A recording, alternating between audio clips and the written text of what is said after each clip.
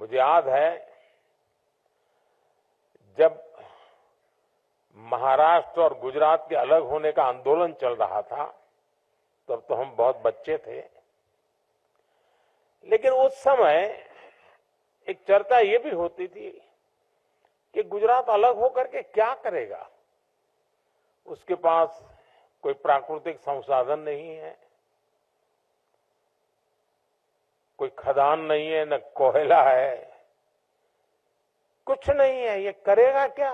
पानी भी नहीं है, रेगिस्तान है, और उधर पाकिस्तान है, ये करेगा क्या।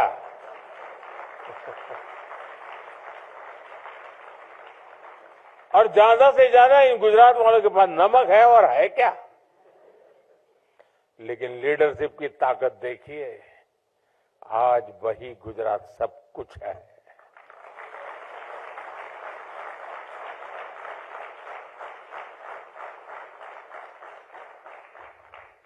वहां के जन सामान्य में ये जो सामर्थ्य था, रोते नहीं बैठे कि ये नहीं है, वो नहीं है, दिखना नहीं, फलाना, अरे जो है सो वो।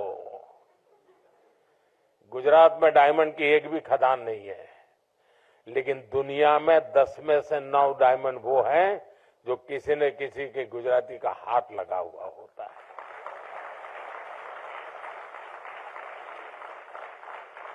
मेरा कहने का तात्पर्य यह है कि सिर्फ संसाधन ही नहीं, सबसे बड़ा सामर्थ्य होता है ह्यूमन रिसोर्स में। भारत का इन्फ्लुएंस और इम्पैक्ट दोनों कई गुना बढ़ेंगे।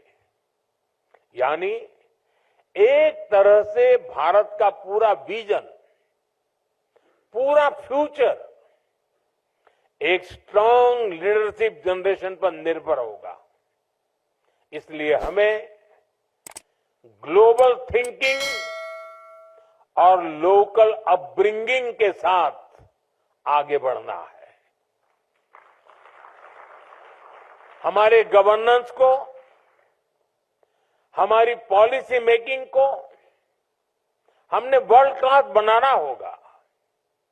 ये तभी हो पाएगा जब हमारे पॉलिसी मेकर्स,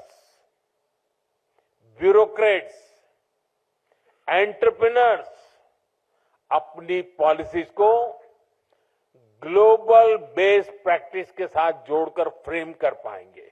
मैंने कहीं पढ़ा था, if you develop yourself you can experience personal success.